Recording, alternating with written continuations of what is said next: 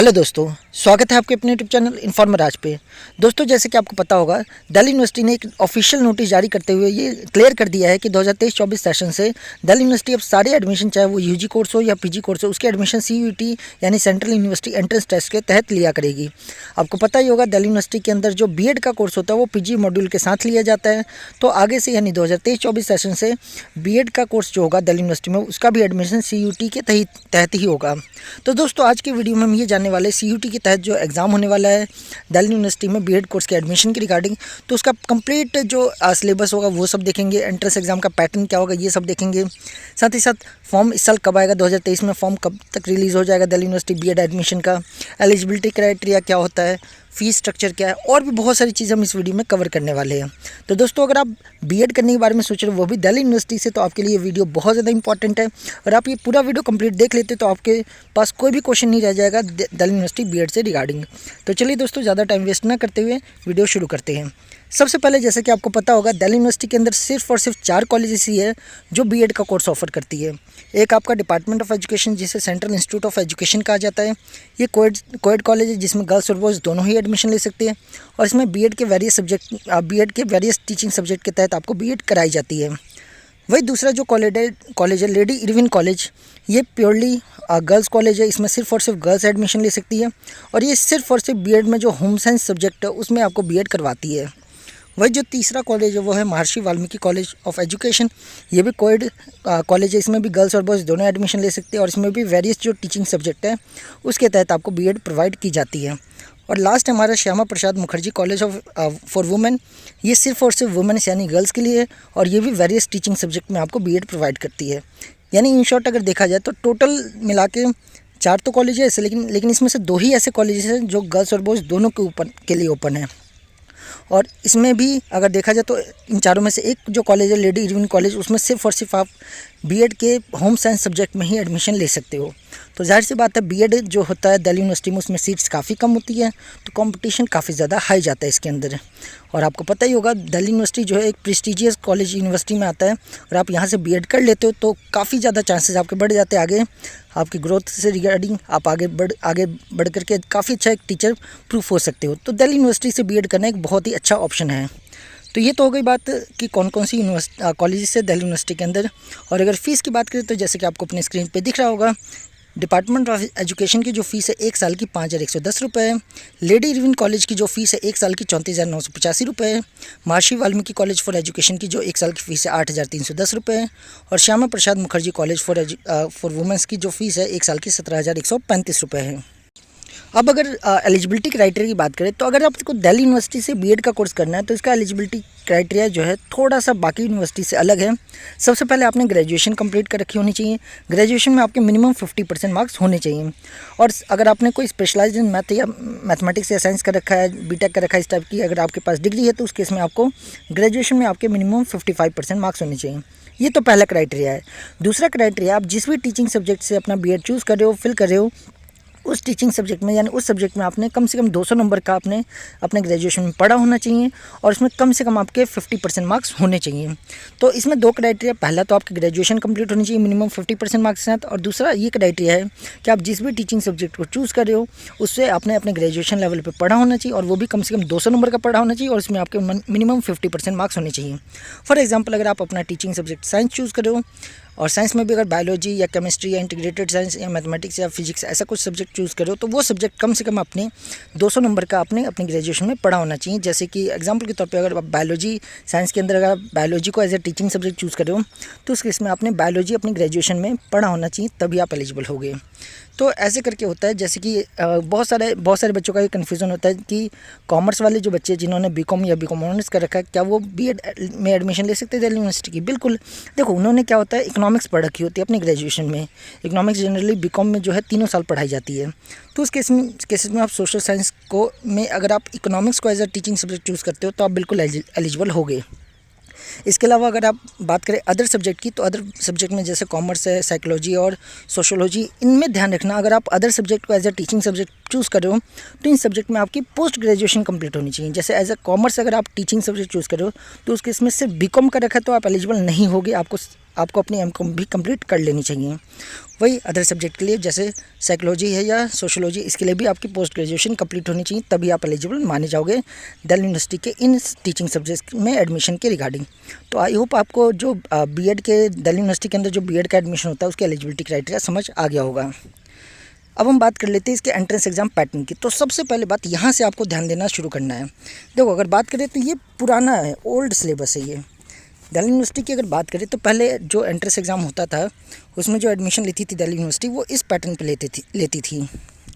दोस्तों, मैं यहाँ पे आपको पुराना सिलेबस इसलिए दिखा रहा हूँ क्योंकि आप इससे जज कर सकते हो कि अब के पैटर्न में जो अब सीयूटी के तहत जो एंट्रेंस एग्जाम होने वाला उसमें और पुराने पैटर्न में कितना फ़र्क है, या अगर आपने पहले तैयारी कर रखी दिल्ली यूनिवर्सिटी की और उसमें अगर आपने पुराने पैटर्न से अगर अपनी प्रिपरेशन कर रखी है तो और आपको एक्स्ट्रा क्या पढ़ना पड़ेगा।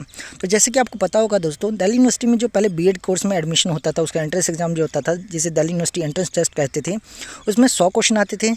एक क्वेश्चन जो है 4 नंबर का होता था, अगर आप सही करते थे तो 4 नंबर मिलते थे और गलत करने पर आपके -1 मार्क्स कट जाते थे, यानी टोटल आपको 400 नंबर का पेपर होता था। इसमें आपको पता ही होगा सोशल साइंस के क्वेश्चंस होते थे, साइंस के क्वेश्चन होते थे, करंट अफेयर के क्वेश्चंस होते थे, इंग्लिश और हिंदी के क्वेश्चंस होते थे। तो इन सब के रीजनिंग के और मैथ्स के भी क्वेश्चन होते थे। सबसे ज़्यादा अगर क्वेश्चन की बात करें तो सबसे ज़्यादा जो क्वेश्चन पूछे जाते थे वो आपके सोशल साइंस और साइंस से पूछे जाते थे। और अगर बात करें हिंदी इंग्लिश की तो उसके सिर्फ 10-10 क्वेश्चन दोनों पूछे जाते थे। और सभी के लिए जो एंट्रेंस एग्ज़ाम था वो कॉमन था। आपने चाहे जो भी टीचिंग सब्जेक्ट चूज़ कर रखा हो, सबके लिए कॉमन एग्ज़ाम होता था। सबसे 10 क्वेश्चन इंग्लिश के, सबसे 10 क्वेश्चन हिंदी से और सबसे social science, science, current affair, इन सबसे क्वेश्चन मैथ्स से, सबके क्वेश्चन पूछे जाते थे। वही अगर अब बात करें पैटर्न की, तो अब जो पैटर्न है वो चेंज हो चुका है। अब जो दिल्ली यूनिवर्सिटी में जो एडमिशन होने वाला है बीएड में, वो सीयूटी के तहत होने वाला है। तो यहाँ पे एक चीज़ ध्यान देने वाली है कि दिल्ली यूनिवर्सिटी के पास ना अब 2 ऑप्शन आ चुके हैं। देखो, अगर बात करें सीयूटी की तो जो बीएचयू है, बनारस हिंदू यूनिवर्सिटी, ये बहुत ही एक प्रेस्टिजियस यूनिवर्सिटी, आपको पता ही होगा। इन्होंने भी लास्ट ईयर सीयूटी अपना लिया, लेकिन जब इन्होंने सीयूटी अपनाया तो इन्होंने बोला कि जो सीयूटी का जो नॉर्मल पेपर होता है, जिसे PGQP01 कहा जाता है, उसके तहत हम एग्ज़ाम नहीं लेंगे। हम अपना एक अलग एग्ज़ाम कंडक्ट कराएंगे और उसके तहत एग्ज़ाम लिया जाएगा। उन्होंने एक अलग पैटर्न रखा और उसके तहत एग्ज़ाम लिया।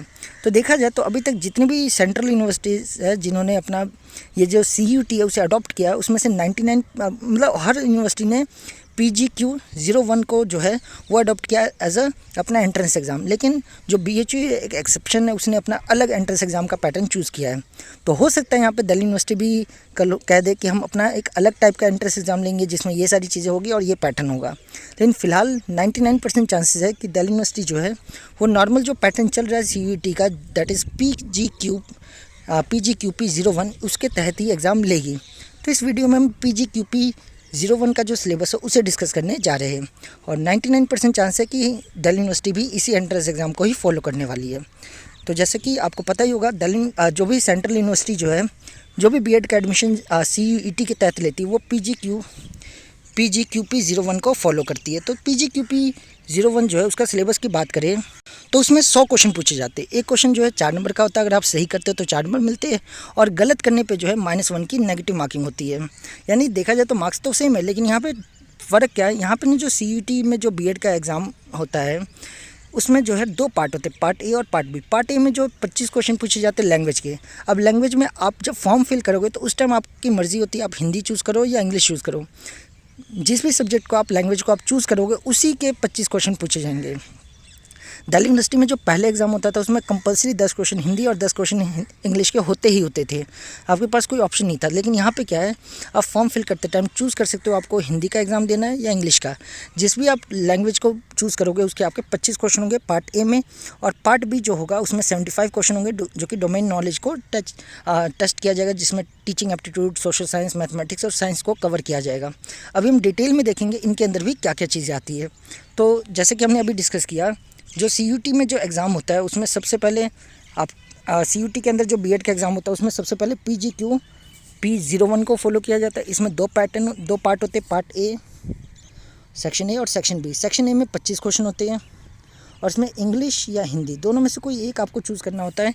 इन दोनों में से फॉर्म फिल करते टाइम ही आपको चूज़ करना पड़ता है और इसमें से किसी एक का आपका एग्ज़ाम होगा जिसको भी आपने चूज़ किया होगा। या तो हिंदी के 25 क्वेश्चन आएंगे या तो इंग्लिश के 25 क्वेश्चन उसके बाद 75 क्वेश्चन जो होते हैं वो डोमेन नॉलेज से होते हैं, जिसमें आपके क्या पूछे जाते हैं, टीचिंग एप्टीट्यूड, ये एक नया सब्जेक्ट है जो कि आपने अगर दिल्ली यूनिवर्सिटी की अगर लास्ट ईयर से प्रिपरेशन करते आ रहे हो बीएड की, तो आपने ये सब्जेक्ट शायद नहीं पढ़ा होगा।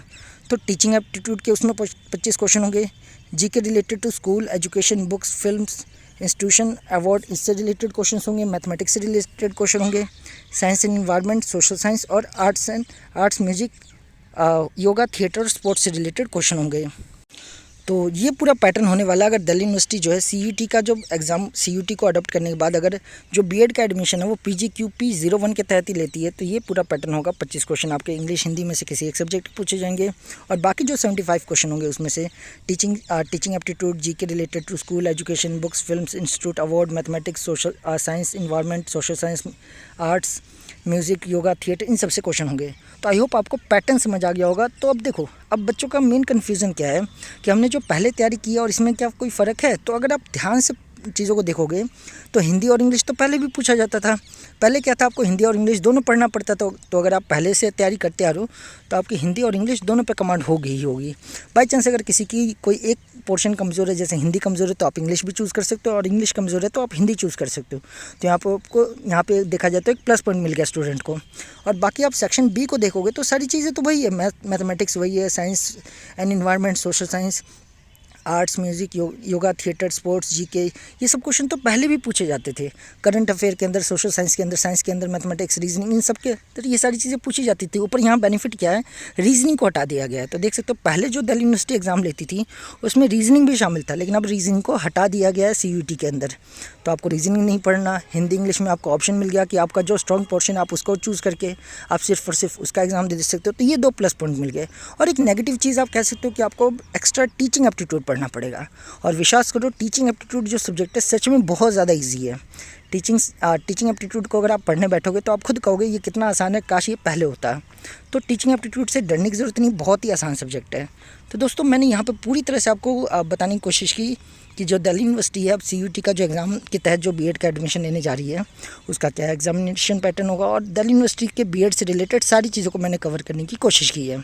फिर भी अगर कोई चीज़ छूट गया हो या आपके माइंड में कोई कन्फ्यूज़न रह गया हो तो कमेंट बॉक्स में पूछ सकते हो, मैं पूरी तरह से रिप्लाई करने की पूरी कोशिश करूँगा। तो दोस्तों, अगर आपको वीडियो अच्छी लगी तो प्लीज़ लाइक कर दीजिए, और ऐसी इन्फॉर्मेटिव वीडियो के लिए आप हमारे चैनल को सब्सक्राइब कर सकते हो। थैंक यू दोस्तों।